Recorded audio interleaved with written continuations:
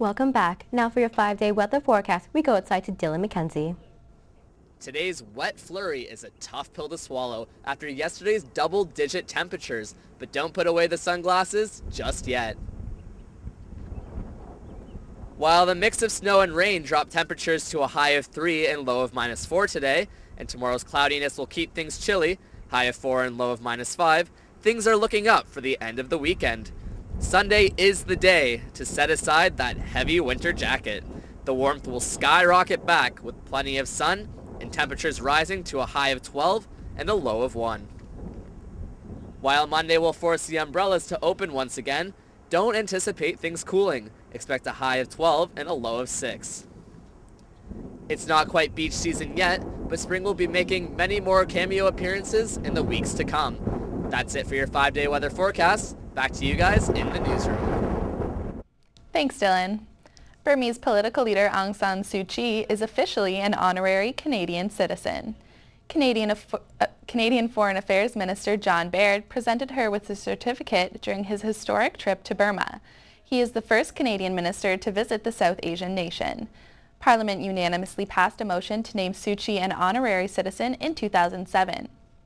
A Nobel Peace Prize winner, she is campaigning to lead the Burmese opposition.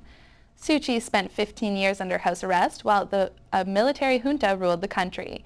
The junta stepped down last year in favor of a military-backed civilian government. The largest solar storm in 5 years has entered the Earth's atmosphere.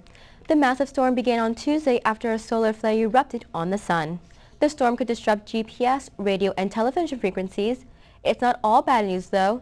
Solar storms often expand the range of the northern lights. There have been no reports of any storm-related disruptions so far. Syria's deputy oil minister has announced his defection to President Bashar al-Assad's regime in an online video. Abdo Hussein says he is defecting because of the brutal crackdown which has claimed the lives of over 7,500 Syrians in the past year.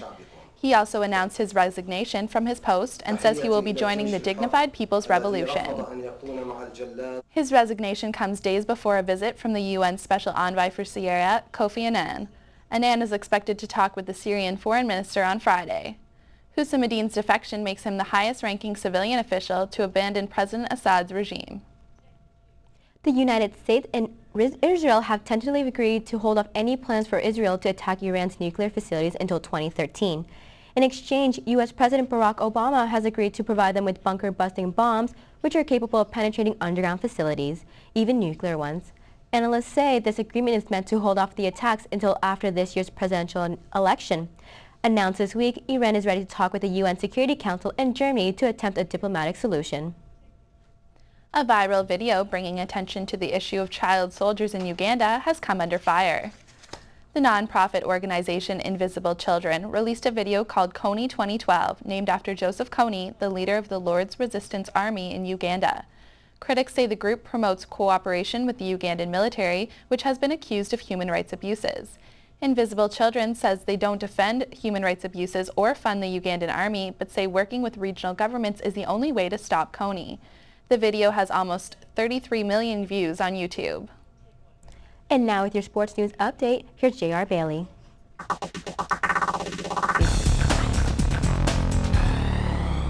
One of Humber's volleyball stars has been named CCAA Player of the Year. Terrell Bramwell's led the #1 ranked Hawks all season and received the prestigious award at last night's CCAA Awards banquet.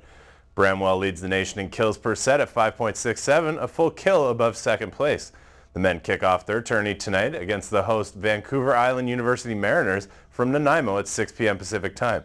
The women's team, led by All-Canadian middle Kelly Nyhoff, start their national tourney across the Strait of Georgia in Abbotsford, BC against the St. Thomas Tommies from Fredericton, New Brunswick at 1. On the pitch, TFC and the LA Galaxy played to a draw in front of a raucous crowd at the Rogers Centre last night. The Reds went up 2-0 early on goals by Ryan Johnson and Luis Silva and held the lead till the 89th minute. LA Galaxy star David Beckham was poised to take a corner kick when a beer can was thrown in his general area. The incensed Beckham then took the kick, which was finished off by Landon Donovan to tie the game. Beckham and his Galaxy teammates showed the crowd their displeasure by mocking the fans in the area the can had come from. In other soccer news, Lionel Messi of Barcelona scored 5 times against Bayern Leverkusen in a 7-1 thrashing to finish off their round of 16 opponent 12-2 on aggregate. Messi became the first player to score 5 times in a Champions League match. It's going to take a miracle for the Leafs to make the playoffs after suffering another big loss to an Eastern Conference opponent. The Leafs took an early 2-goal lead against the Pittsburgh Penguins on goals by Phil Kessel and Carl Gunnarsson before the Pens stormed back to tie the game early in the third period. Pascal Dupuis scored his second goal of the game for the Penguins at 4:10 of the third period, which would turn out to be the game winner.